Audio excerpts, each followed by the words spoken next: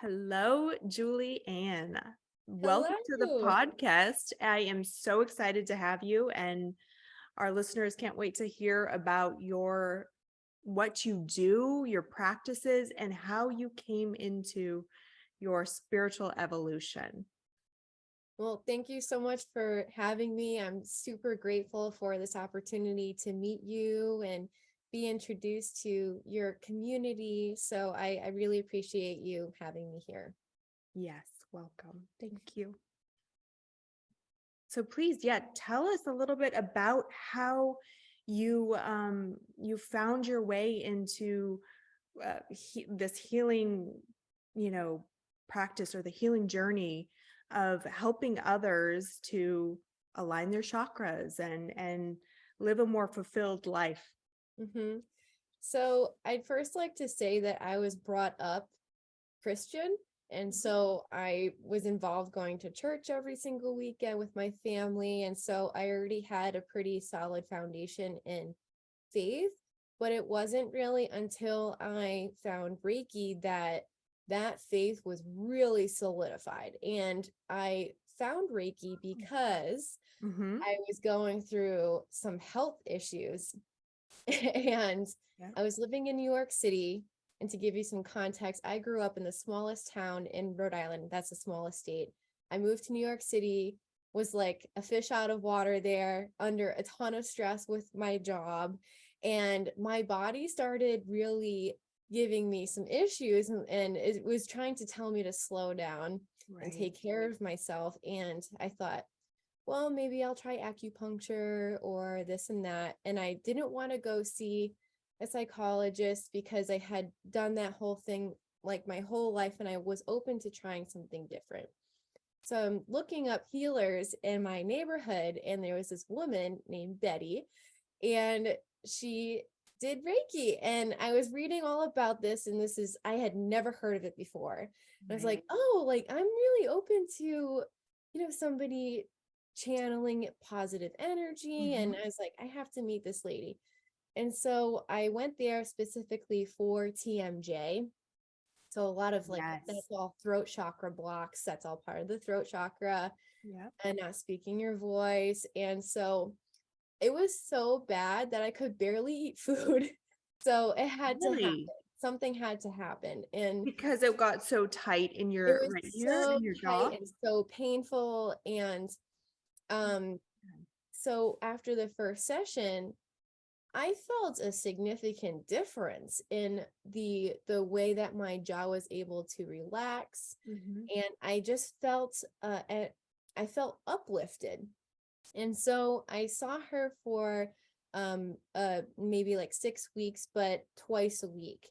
And then at the end of that time, I had no TMJ. I'm not kidding at all. It was completely gone and it resolved itself. And in my sessions with her, I could feel the sensations of the energy actually going through my body. At times I would see like some angels, and that's when I started to really connect with, wow, okay, this is where my deepening of my spirituality really began, Mm-hmm. because I had never really felt such a deep connection with like the other side or source, Yes. going to church all those years. I'm like, yeah, I can hear the scripture and blah, blah, blah. But I couldn't really feel it in my body like I did with Reiki. Yes. Now it's really amazing. Oh my gosh, I get chills you just telling that story because it is so accurate. So many of us were raised in religion and Christianity for the most part, and Mm, we're some people totally connect completely and are able to hear God and speak in that way, um, where there are other modalities that can bring you into it's almost like what other people are experiencing there, you can now start to feel it permeate through your body. So it's mhm. amazing that you had that experience. Thank you. Yeah, it was very profound. So when I moved from New York to LA, I wanted to continue receiving sessions and like your friend on the podcast at I forget her name again, but the quantum healing episode that you did. And Yes, she was Adora. talking about the different crystal infused essences with the oils. And I couldn't help but relate to her so much because I was making crystal elixirs with their gem essences with Yeah. water. And I started to dabble in mixing them together. And the Reiki practitioner I was seeing to continue and sustain my health, because I did not want the TMJ to come back. I So just, understand. regular checkups like you would a doctor or something. Yeah. And she goes, because I offered, hey, would you want to be my business partner doing this? She goes, well, you could just do it yourself. And I was like, what? And I thought you had to be born really special to do Reiki or, this. I just had no idea how you would become a practitioner. And so I enlisted in Reiki level 1. And then going from there, I went through the mastery program. And since then I've also acquired, or like I should really say, like the people that I've been mentoring with the last 6 years that I've been a Reiki master at, your learning never stops ever. And it's just the right teacher comes at the perfect right time, right?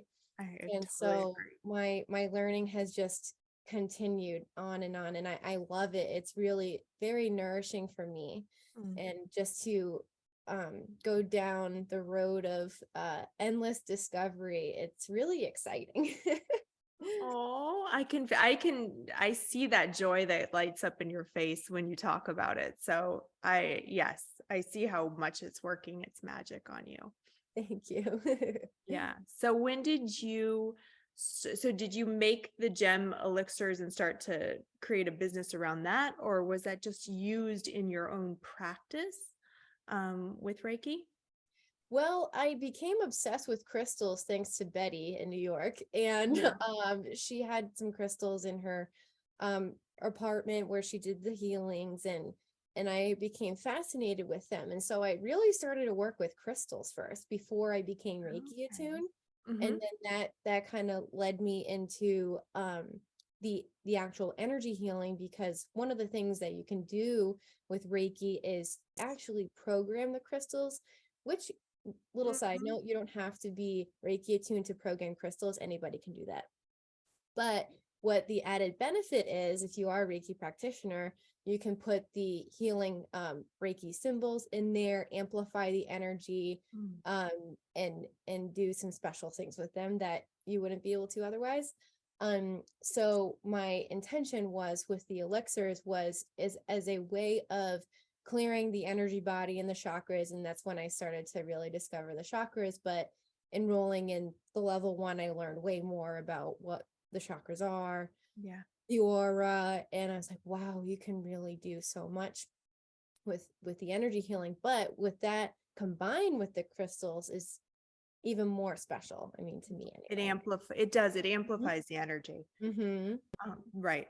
So I know a lot about gem elixirs just actually through my astrologer, who is one of the dearest people to me. And she, for certain astrology points in my chart, she'll recommend doing certain gem elixirs because there's a correlation between certain stones and certain placements Mm-hmm. of astrological points and lineups and transits. So it's funny that you said that, because I was like, she just told me the other day I needed to do a sodalite water gem elixir for whatever was Interesting. coming up for my, when something was hitting my Chiron or something. And it's actually reminding me I have to do it. So they can be Yep, used. that's confirmation from your guides. Yes. They can be used for all different sorts of things. And a lot of people think crystals and are just rocks, and they really don't do anything. But can you tell us a little bit about what you know on what Mm-hmm. they can do and how they can help you?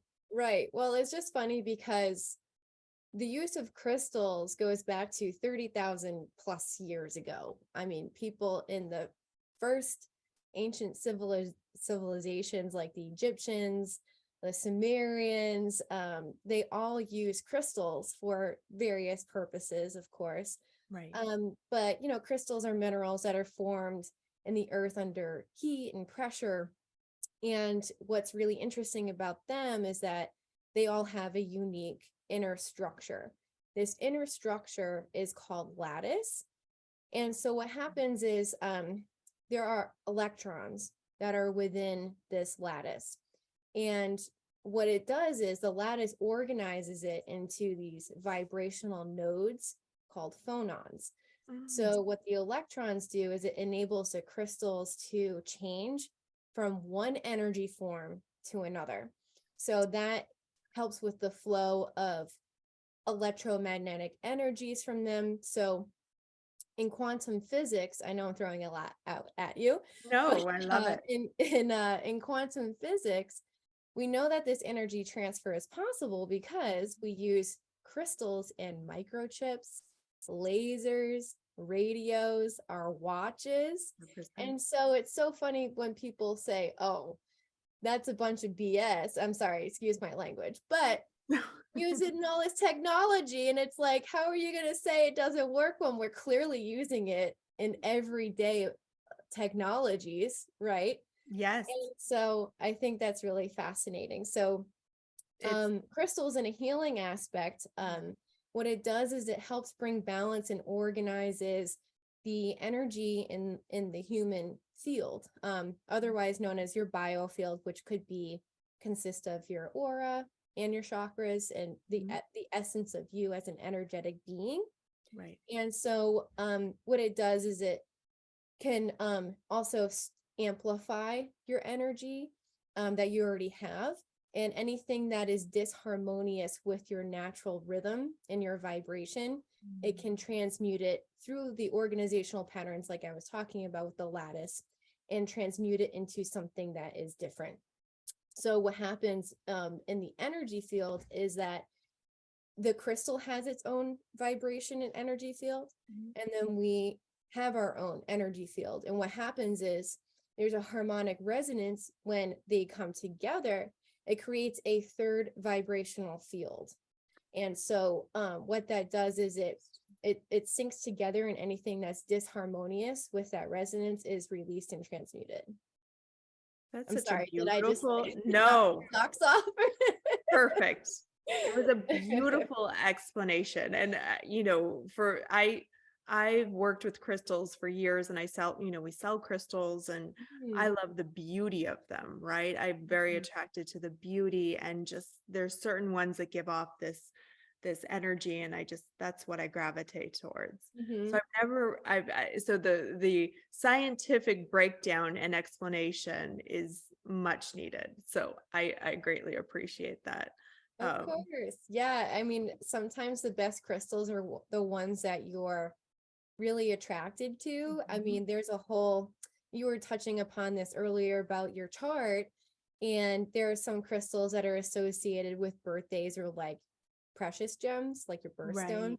Yeah. But there's also a bunch of other precious stones or crystals that are supposedly, best for like a Capricorn, like I am, or like a different zodiac sign. But I think sometimes the best crystals are the ones that you're like, ooh, I need to take that one home with me. Yes, I 100% agree. There's one that it's called kunzite. It's one of my favorite stones, and it's the unconditional love stone.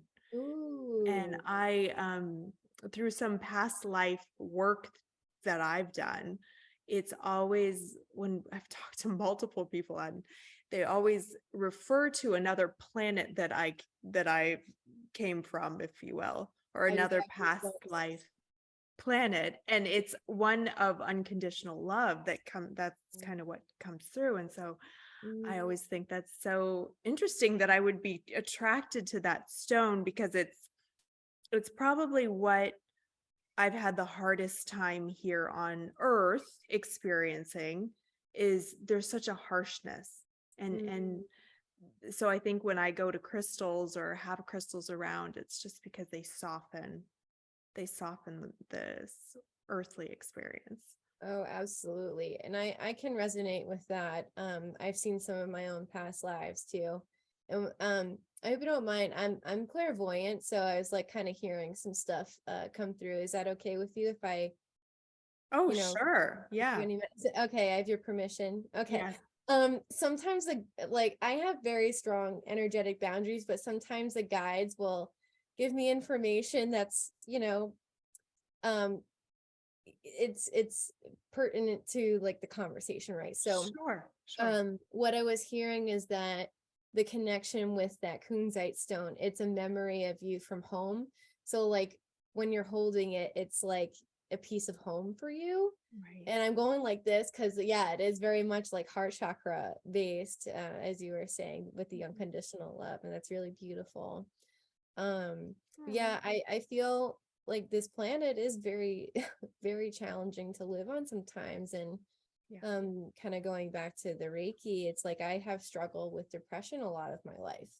And I think when I got stronger with my energetic boundaries, Hmm. a lot of that started to go away. And I didn't realize this, but I've also been highly empathic most of my life. Hmm. And I didn't realize that a lot of that depression was coming from the collective consciousness. And I think a lot of people, they do feel that way.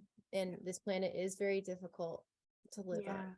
Yeah. Um, and How have information. you, yeah, and I don't mean to cut you off. Oh, yeah. How have you strengthened your energetic boundaries? And this is just to kind of give our listeners an idea of what they can do Mm, to help themselves. yeah. That's a really packed and great question to ask. And this is something that I'm still continuing to learn and evolve, because as your vibration rises, you're going to need other types of protections, if that makes sense. So what resonates with me now would have been maybe like overkill or underkill, depending on how you look at it, like a few years ago. So I think the best way is to really get in touch with what's going on in your present reality. What kind of feelings are you experiencing?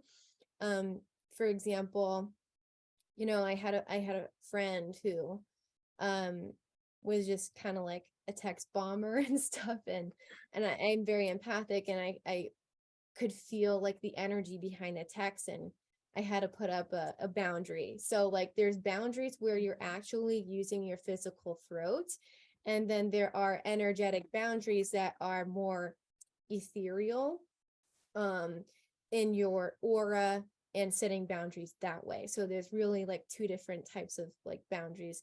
But speaking your boundaries actually does have an effect on your energy, your vibrational field around you. So if you are not speaking your needs or setting up the boundaries, that could really not only affect your throat chakra, for example, we're talking about the throat and Yeah. speaking your boundaries, but it could also affect your aura, because if you're not speaking, hey, this is something that I'm not comfortable with, it could warp a layer of your aura, and that's how some energies can get in that are not you, I see. further creating disharmonious energies within your biofield.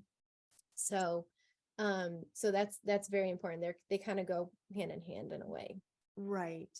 Mm-hmm. So you recommend kind of I know most of us women and men, we really have struggled with speaking boundaries. I mean, Mm-hmm.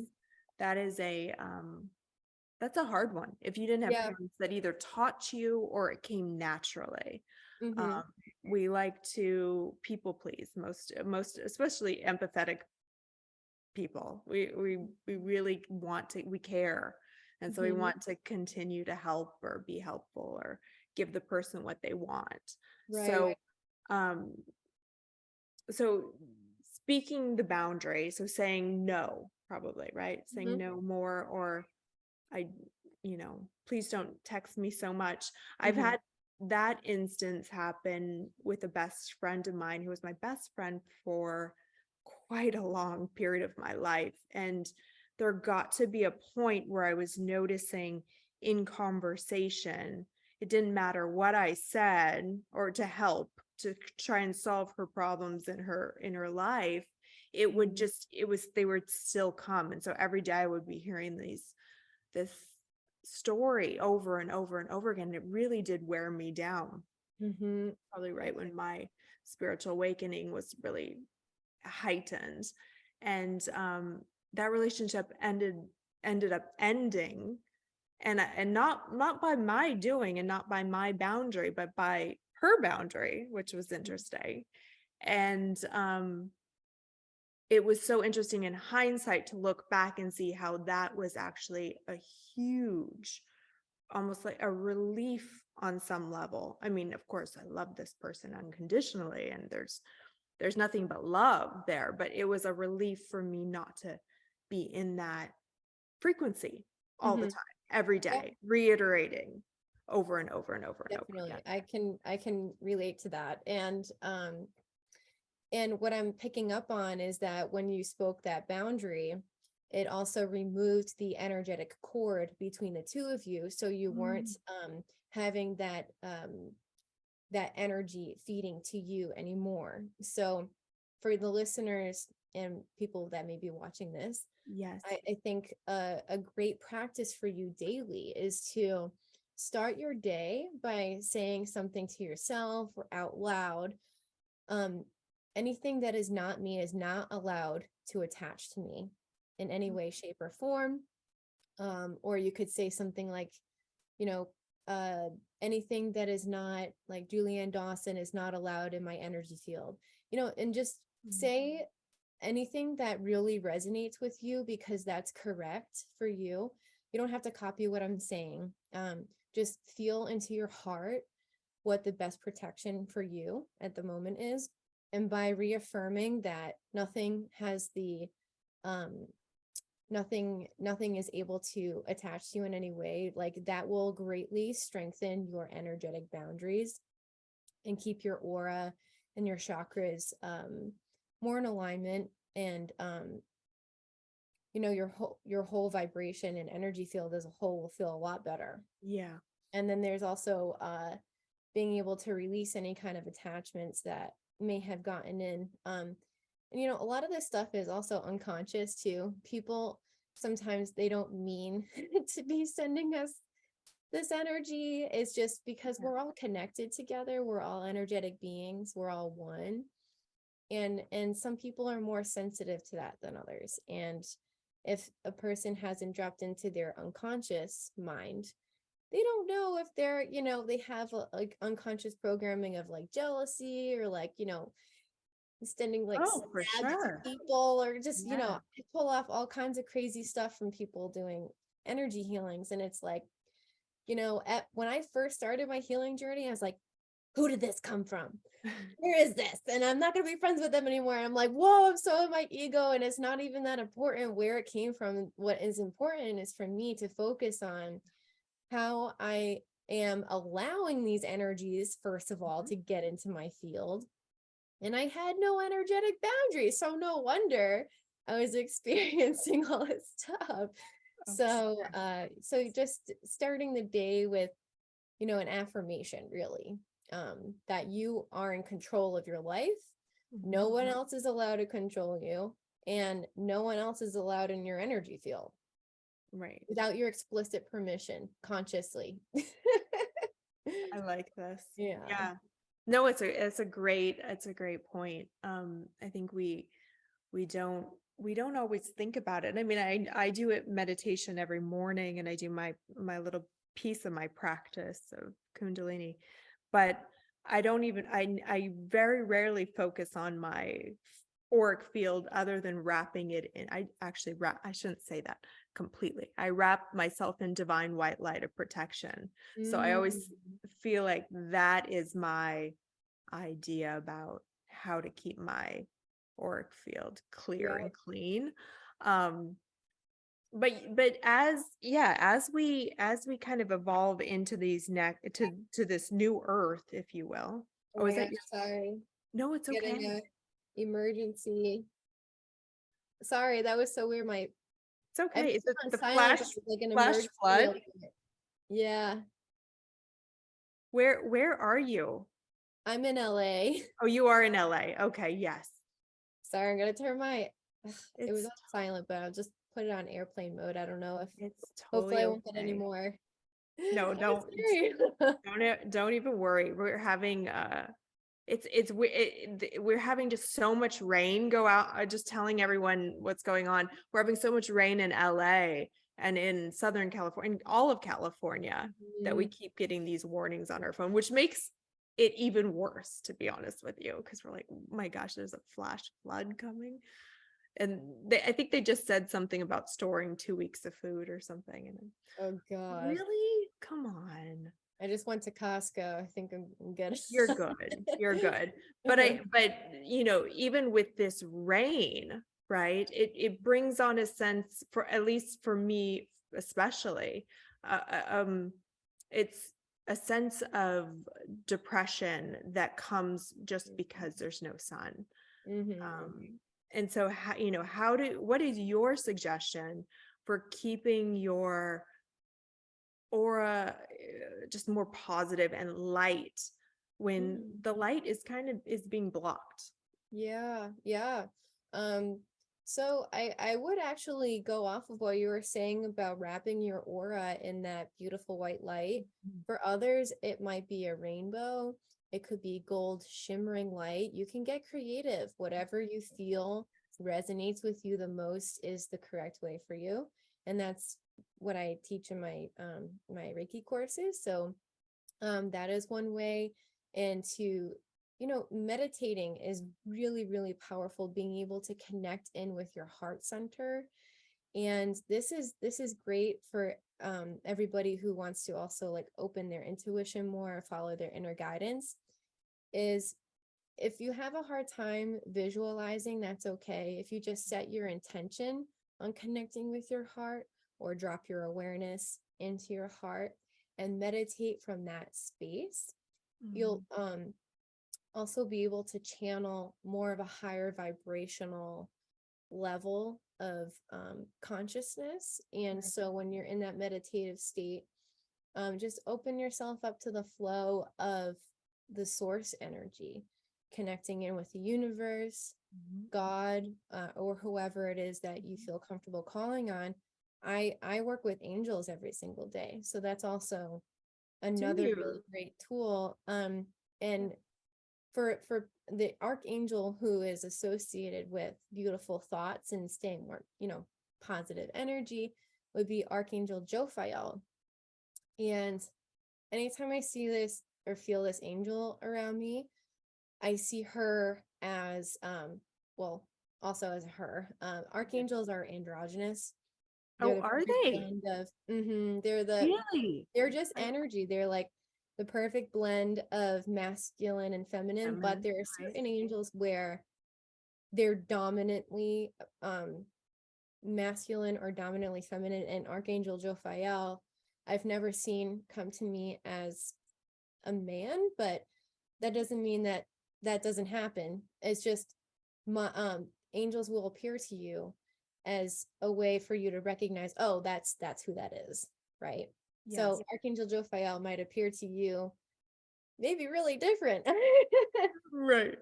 So Jophiel is Interesting. the the angel of beauty, and the archangel of beautiful thoughts, having a beautiful environment around Mhm. you, physical beauty, and also mentally, like having beautiful thoughts. So you can call on, if you feel like you're in a dark space, Archangel Jophiel. Thank you for helping me have positive thoughts. Thank you for helping me raise my vibration and staying in that love and light. And thank you for providing me with a blessing of elevating my energy, or however it is that you feel resonates with you. That's a great tip. Mm. Okay. I mean, we all know Archangel Michael, right? That seems like, Hmm. and Archangel like Uriel. I know a couple, Hmm. but it's almost like there. I feel like there's an infinite number of them. There's a lot. I mean, depending on what types of text you're reading. So for instance, I believe the Bible only mentions 3 or 4. Michael, Gabriel, Raphael, Yes. and Uriel. But if you look at like the Kabbalah, there's like 17 of them in there. And those are like more like the ones that I connect with, which include, the ones that I just mentioned. Yeah. So there's a lot of them. But they're very powerful. They're always there waiting, asking for you to like, hey, don't forget about me. I'm here, ready to help you. And so don't forget that if you're having any kind of issues in your life, that's what they're there for. They want to come in and help you. They want to give you blessings. They want to they want to make you happy, and they don't expect anything in return. The real like payment, quote unquote, for archangels is gratitude, and just feeling and giving thanks to the blessings that are coming, and then they're happy with that. Oh, that's I think that's the earth lesson, right? It's like a master class in gratitude. Mhm. That came through a few weeks ago for me, of how this process here on earth, because it can be so challenging sometimes. It's like Mhm. how and to remain grateful Mhm. is even it's even more, can be even more challenging, because it's such an we're ego driven. We really are, for the most part, until we are able to break that form down and become our spiritual beings and really live out that life of purpose. Mhm. Yeah, I mean, the universe can really wildly test us, and so I think in those times it's like, can be really, really challenging to look at, okay, what is the lesson for me here? Why is this in my experience? Just sometimes there's really horrible things, I mean, going on in, Around us. day-to-day lives or around the world. And so, um, just it's sometimes hard to get your mind to look at it from beyond what's happening in your present moment, Mm-hmm. and see what's around the corner, and what kind of lesson is this teaching me? How is Yeah. this actually going to benefit me in the long run? Yeah. um but if you're ever having trouble like with planetary life issues or monetary type things, Archangel Ariel is the angel that you would want to call on. She has really beautiful pink vibration. I've been working with her a lot lately too. Have And you?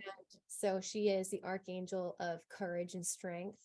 So you can really call on her to help you, plow through whatever challenge you're experiencing. Archangel Michael's here too. He's like, don't forget about me. Yeah.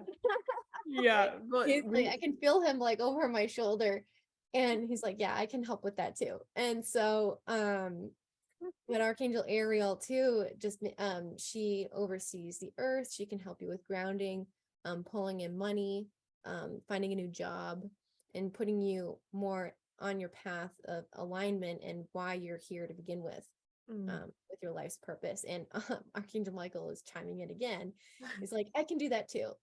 So Archangel Michael is, he's really amazing. He's like the angel of protection, like fierce protection and love. Yeah. But he can also help you find your way in life, and cut cords. He's like really funny. He's like chatting me up right now. He's like, I do everything. Really? Is what's so interesting is we have a new reader at Muse, and she does Archangel Michael readings, and he comes through her in this really amazing way. It's like you have to see it to believe it. It's really funny. And so the fact that he's coming through to you right now it's even funnier, because I've just had a reading with her on last Friday, and and the way she laughs as him is so funny. It's like he very, very funny. He has a very funny personality. So He's very loud. I work a lot with Archangel Metatron too, but I don't feel him around with me right now, but I'm sure he'll pop in at some point. When did the channeling or the clairvoyancy start for you? Mhm. Actually, the first time I ever saw a ghost, I was probably 5 or 6 years old, Right. and it scared me because the what I saw looked like a dark. It looked evil. I was Right. trying to sleep and I saw it. It looked like I forget what kind of dog it's called, but it's like black pointy ears, like a Doberman. I think that's what I'm Uh-huh. looking for. And it had red eyes. And I was like, what is this? I went into my parents' room and I was still young enough to like be able to sneak into their bed and like sleep, you know. Yeah, of I course. saw a dog. We didn't have any pets. She's like, what are you talking about? Did you eat something spicy? It's like I had the same dinner you did. And so um they used to sleep with the door open, and our bedrooms were adjacent to each other. Right. And I crawled into bed. I'm like, my body's facing out toward the door, and she's cuddled up behind me. And I see it again. And it walked by and it looked right at me. And I was like, Mom, that's it. That's the dog right there. And she goes, there's nothing there. I was like, you don't see it. And I started getting mad. It's like, how do you not see it? It's right there. And she goes, Julie, there's nothing there. And it's like getting so frustrated. And eventually it walked away. And I've had other like ghost encounters throughout my life, but um in high school, I mean, I remember getting into an accident one time. I had almost died.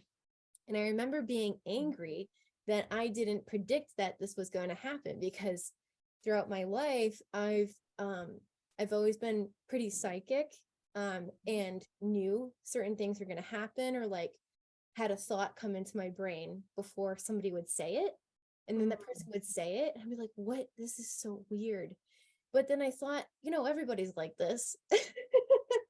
And so I just kind of like kept it to myself. And I'm like, no, like actually not everybody has this. And but my mom was like also very intuitive, my grandmother, Right. but not to the point like where I got. And I think I can attribute Reiki actually to Mhm. largely opening my gifts, because uh so when you're sitting up straight, like we have something called the Shishumna, which is the energy tunnel basically, Mhm. that connects all of your chakras in a vertical alignment from above your head all the way down past your feet into the earth.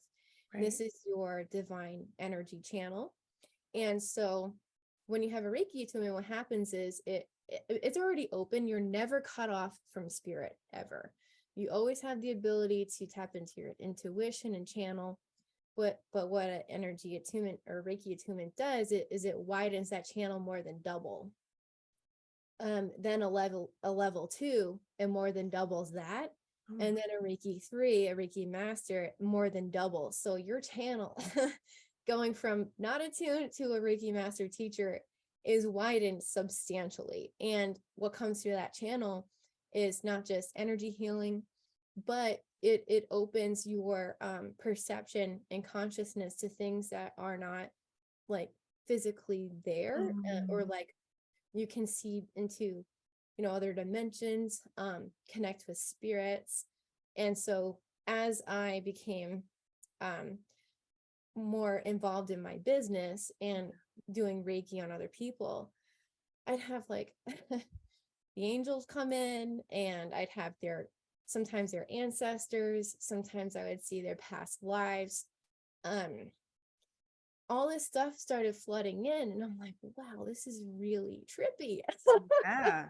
This is like, if you were to ask me That's about yeah. this like 6 years ago, I would be like, Julie, you are crazy. But now that I've been just experiencing it all, and just it's really incredible. So I can thank Reiki for that, for sure. That is beautiful. That Mm. makes me want to, yeah, that actually like, because I've known about Reiki for a long time. We've had Reiki practitioners that work with us. Um, I used to get it all at least once a week.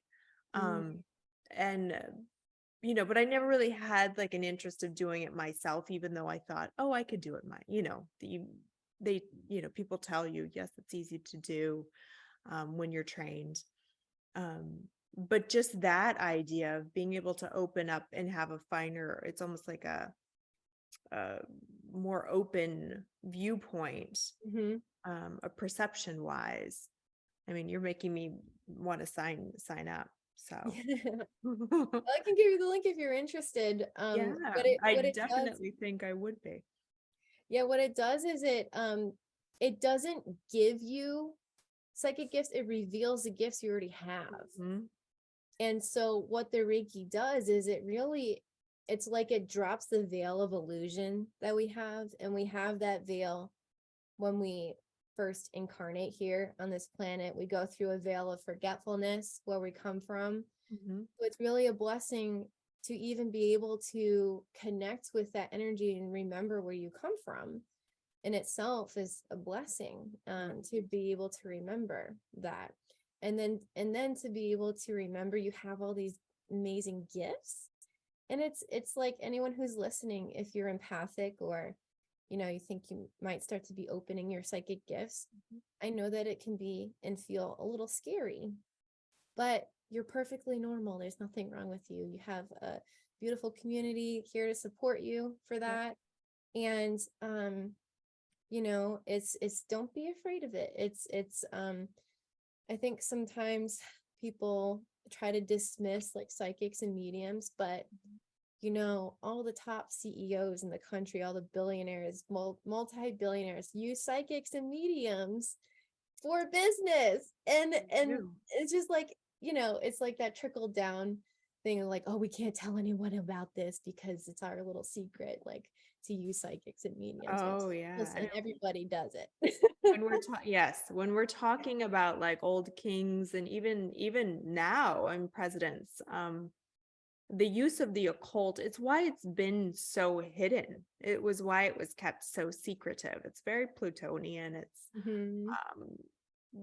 there's a scorpionic kind of like, we're going to keep this hidden.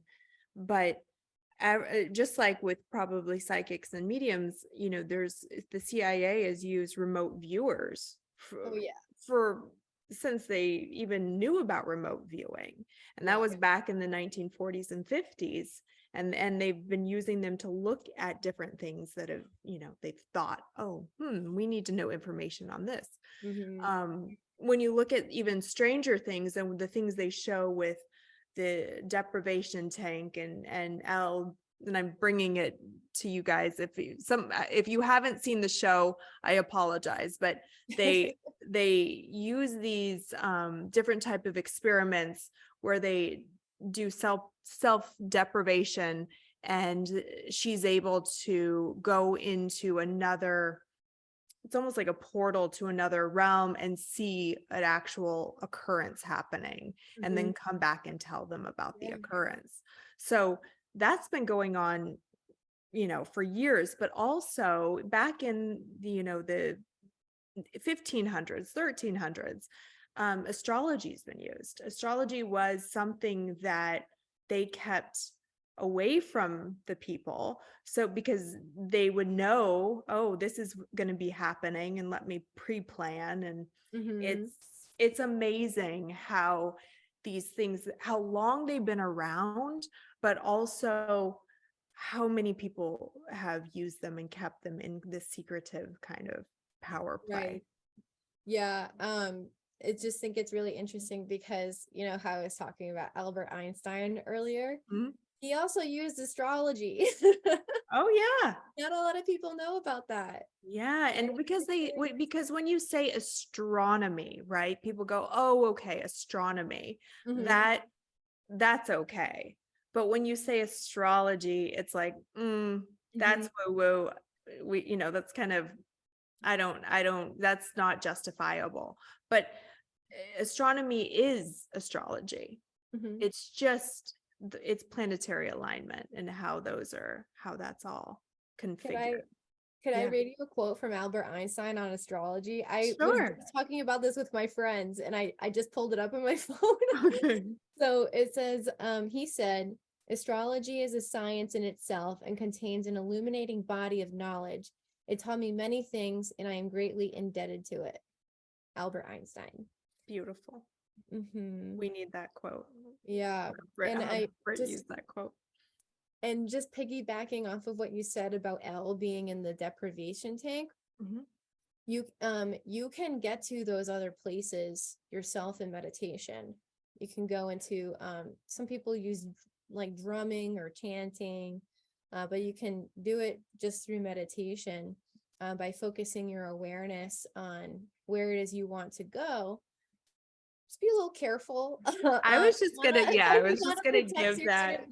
Yeah, before you do any kind of like traveling like that, you want to make sure, for first of all, your energy field is super clear. 2, you're really grounded. 3, you did I say have protection around you yet? No. Protection. So Yes. you want your energy field protected, and it would be helpful to call in your high self or maybe an archangel to facilitate the session, and be your guide. Just invite in maybe an archangel to lead you to where you want to go, especially if this is like your first time trying to do something like that. Yeah. And don't get discouraged too. It takes some time to really open up and be able to like go wherever you want in the universe. So You're right. Well, that's astroplaning, but mhm. yes, there is another side to all of that, and just like you'll see in that series, whoever watches it, and I'm not a promoter of the show, but it seems to be pretty popular and well known. Is there's terrifying things that you can see. There's terrifying, uh, there's Mm, stuff out there, and this is where my conversation goes, even when it comes to psychedelics.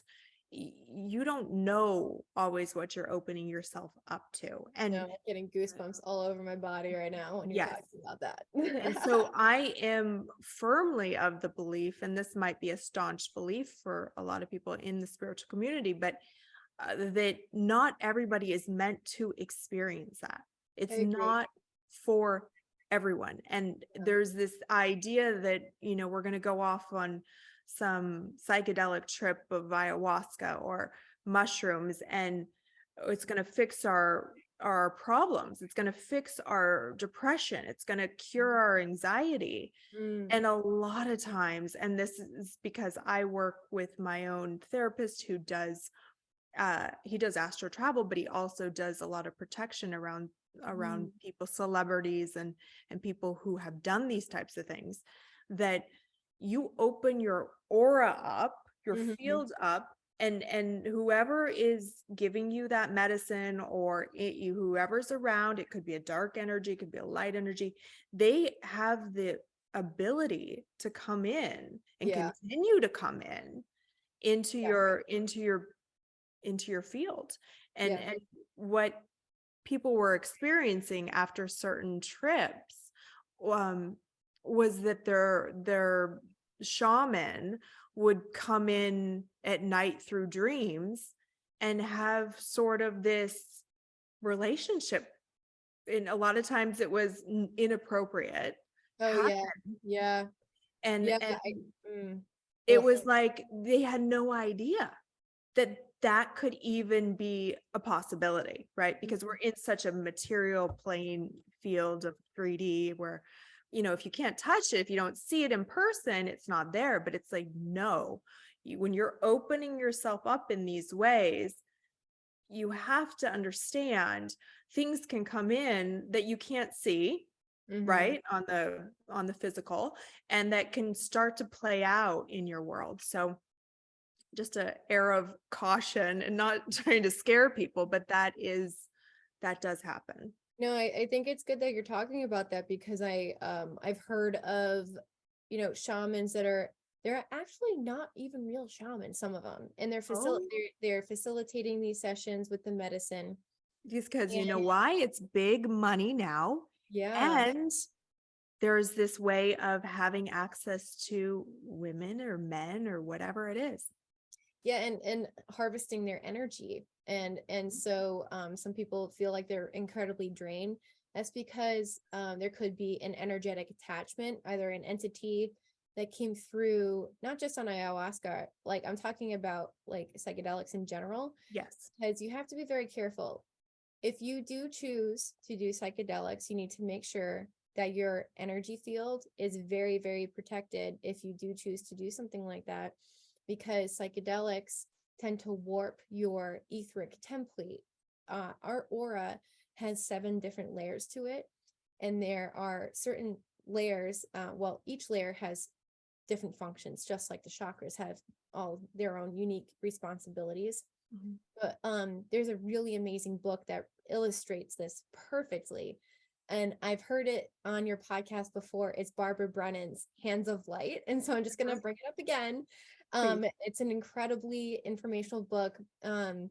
It actually shows illustrations of what your aura looks like on acid, or what your aura looks like on, whatever else. And so it's really interesting how, just getting that visual of what is going on with your energy field Yes. sometimes. So that's why it's so important to like have those protections in place if you do choose to do something like that. Right. And when you're not on it, if you finish a journey or a trip, whatever you want to call it, making sure your energy field is really clear, that you do not have any kind of attachments that followed you on your journey, making sure anything is not stuck to your aura or your chakras or entangled with you. So that's also very important. That's such good points. Yeah. I I completely agree. Mm. My last question, and this is kind of a big question, so we don't have to get to it all today, but Okay. I you mentioned in the beginning that you were raised Christian. Mm. You came from, going to church and reading the Bible and all of those, things. How has that come into play? This is actually and the side note, it's a question I have and a conversation I have a lot with a lot of people in my life. How has that come into play with your spirituality? Because there is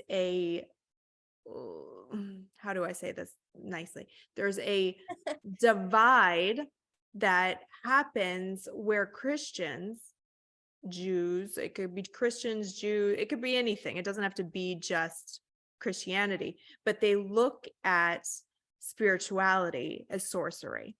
They look at it in such a dark light where it's demonic. Oh, It's wow.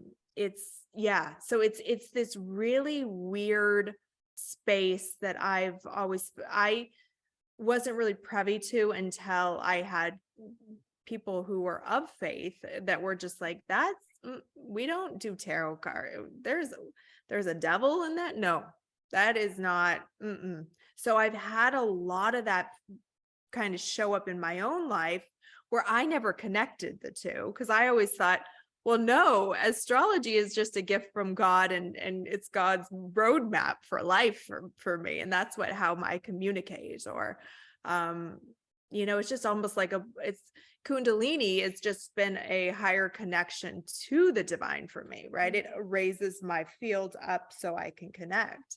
Mm-hmm. But what is your perception, and what has your experience been with that? Yeah. It's very interesting because as I've opened my channel and connected firsthand with angels and really actually anchoring in my high self into my physicality, Mhm. and having just like a more of an understanding and knowing, I mean, everyone's on their own path. And I will say that, sometimes people may not experience certain things on their life path, or maybe they're not meant to. For Right. example, maybe someone who follows a certain religion, maybe they're not meant to find like a deeper connection with like angels in the way that I have. It doesn't mean that it's wrong, Sure. but to say that practicing spirituality is wrong makes me think of almost like, God, I hate to say this, but almost like a brainwashing of like an established religion, in a sense where it's almost like a business, and if you lose people they won't like come back and like support Ah, your system. yes. And so what I dislike about structured religion is that what you're saying is there seems to be a an energy where it makes you, oh, tapping into your intuition is wrong, that's the devil. I'm like, what? No, you have a pineal gland, it's in your physical body, and you're told that these things are weird. And why do you think? It's to control people. If people are not tapped into their intuition and their inherent knowing and tapped into love, and they're telling you, oh, don't do that, it's control. And what will happen when people really raise their consciousness, what will happen when people tap into their gifts and they're making these discoveries on their own, you lose control. And so, I'm not trying to talk smack about the churches, No, or like one in particular, just more of a generalization. of course. And that's kind of like almost like our government in a way, not to like get into politics, but it's it's like steering you away from your gifts, and there's a reason for it. And Right. you don't have to listen to me, or like anyone listening, like you don't have to like take for gospel what I'm saying. Right. I just want you to also use your own discernment with things, with everything. And what you can do is what I was saying before, is to go take your awareness into your heart center. Don't use your brain, because your brain is trying to make logic of things. When you go into your heart center, that is where the truth is. And so if you hear something that doesn't sound right, go into your heart and ask your heart, is this true? Is this true for me? And I think that should really be your inner guidance system. Yeah. And I think I'm just gonna make an end note there. No, it's We could perfect. go on It's so perfect. I know it's such a huge talking point, and it's funny because it's something that us doing this podcast, we've talked about, because I think it's something that needs to be discussed even more. I think it needs to be opened up more because of what gets labeled as good and bad. It's hard to, when you're working with energy, and you're working with just like light energy, and you're really trying to do good, and you're not just trying to do good, you are doing good, and then you get labeled a certain thing. It's not that we need to listen to it, it's that there has to be a way to communicate what's really going on. Yeah. And so I appreciate your kind of breaking down your viewpoints on that, so thank you. Thank you. Yeah. And just one other thing about that, it's like, what was I gonna say? Man, I had it, now I lost it. I was so caught up in the moment, I guess. But it had to do with, using your discernment. And I'm just gonna end it because It's I had really, something on the tip of my tongue and I don't know what happened to it. It'll come back to me maybe. yeah. Well, it's about freedom of thought as well. I mean, there's something that comes with the freedom of thought that the church is, and not just church, government in general has never been a big fan of. They don't want people really super thinking for themselves. They want them somewhat dependent because it makes it easier to control, of course. Yeah. Well, when you were talking about the declassified documents and stuff, it's like, what if everyone was spying on each other? What would that look like? You know what I mean? So there's, I know, a method to their madness, but also, when people are telling you, oh, tarot cards are bad, or energy healing is bad, or, I don't really ever hear that too often, but it's like, well, who are you to say that? You don't do what I do.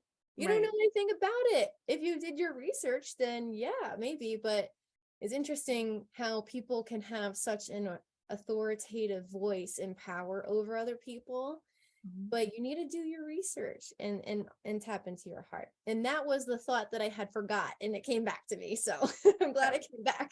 That's perfect. That's absolutely perfect. Can you tell everyone where they can find you and yeah, how to book either appointments with you or your classes? Yeah, so you can find me. My business name is Chakra Tuya, ChakraToya as one word, chakratuya.com. And that's also my Instagram and TikTok handle. I'm on YouTube.